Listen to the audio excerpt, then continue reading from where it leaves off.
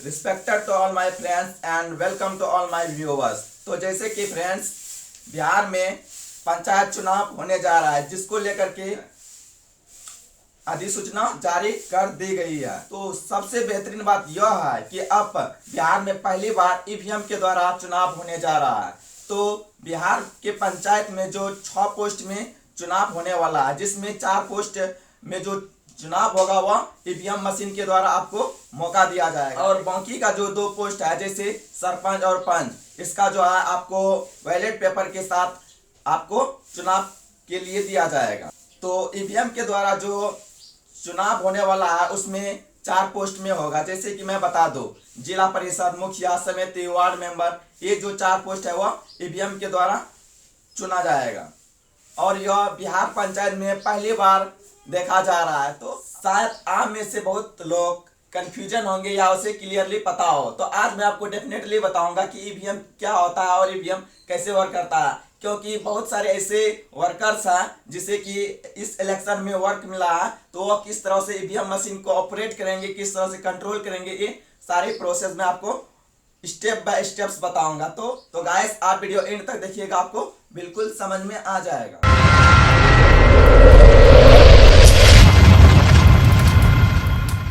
तो ईवीएम का मतलब होता है इलेक्ट्रॉनिक वोट मशीन।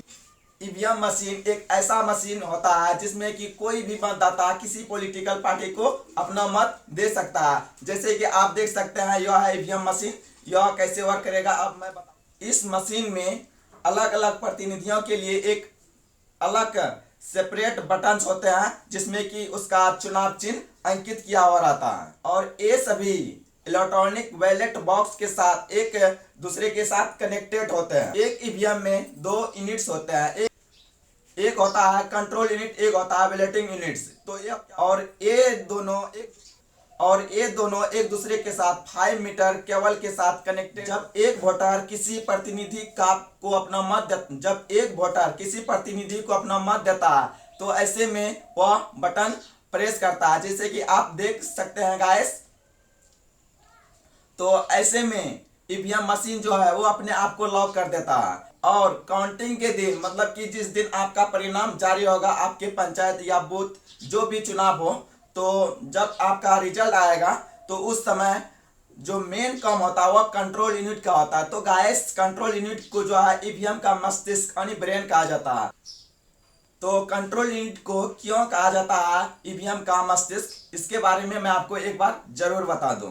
तो जैसे कि आप किसी चीज को याद रखते हैं तो वह आपके दिमाग में रहता है, ठीक है। तो इसी तरह जब आप वोट करते हैं तो ये सारी वोटों को जो याद करने का क्रेडिट दिया जाता है वह कंट्रोल यूनिट को दिया जाता है, ठीक है। कि किस पॉलिटिकल पार्टी को कितना मत हुआ, ये सारी खेल कंट्रोल यूनिट का है। और ये जो कंट्रोल यूनिट है इसका 4 भाग होता है, 4 टाइप्स ऑफ कंट्रोल यूनिट्स। एक डिस्प्ले सेक्शन होता है जिसमें कि आप जैसे ऑपरेटिंग सिस्टम है वो आपको दिखाई देने लगेगा, जैसे कि चार्जिंग, ईवीएम कितना चार्ज है, डेट, टाइम, ठीक है। तो जैसे आप ऑन कीजिएगा तो बोलेगा कि ईवीएम इज ऑन। दूसरा जो होता है वह कैंडिडेट सेक्शन, तीसरा रिजल्ट सेक्शन, चौथा बैलेट सेक्शन हो। तो आपको काउंटिंग के दिन किस सेक्शन में काम करना है इसके बारे में आपको एक बार बता दूं। तो काउंटिंग के दिन आपको 2 ही सेक्शन में काम करना होता है। एक सेक्शन जो होगा वह मेनली डिस्प्ले सेक्शन होगा। डिस्प्ले सेक्शन में ही आप रिजल्ट देखेंगे बड़ी आसानी से। डिस्प्ले सेक्शन में ही आप बड़ी आसानी से देखेंगे कि किस कैंडिडेट को, किस पॉलिटिकल पार्टी को कितना मत मिला है, मतलब कि किस पॉलिटिकल पार्टी कितना वोट गेन किया है, वह आपको डिस्प्ले सेक्शन में मिल जाएगा। दूसरा जो सेक्शन है वह है रिजल्ट सेक्शन, जिसमें आपको मेनली काम करना है। तो आपको जिस पंचायत के बूथ का जो ईवीएम मिला है उसको आपको ऑपरेट करने के लिए यह प्रोसेस आप अपनाइएगा, जो मैं आपको बता चुका हूँ, ठीक है। तो आपको काउंटिंग के दिन मेनली रिजल्ट सेक्शन में ही वर्क करना होता है।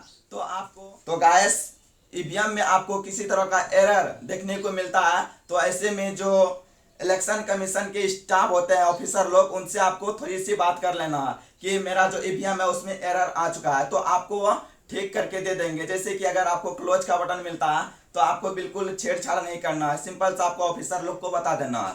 तो ऐसे में किसी को इसका भनक पता नहीं होना चाहिए, ठीक है। काउंटिंग के दिन जो रिजल्ट सेक्शन होता है उसका बटन प्रेस करके उस पार्टी का जितना मत होता है उसे नोट कर लेना है, ठीक है। जितने सारे पॉलिटिकल पार्टी होते हैं वो नोट करके टोटल आपको जो मत होता है वो काउंट कर लेना है। तो आप समझ गए कि किस तरह से ईवीएम को ऑपरेट करना है। तो आशा करते हैं कि आप चीजों को अच्छी तरह से समझ गए। तो आपको वीडियो कैसा लगा आप कमेंट्स बॉक्स में जरूर बताइए। तो आप दोस्तों मेरे साथ बने रहिएगा इस चैनल में।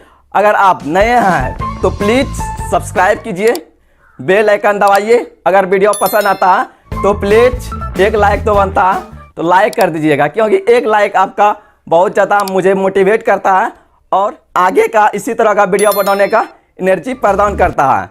तो चलिए फिर मिलते हैं नेक्स्ट टॉपिक के साथ एक अगले वीडियो में। Thanks for watching my video.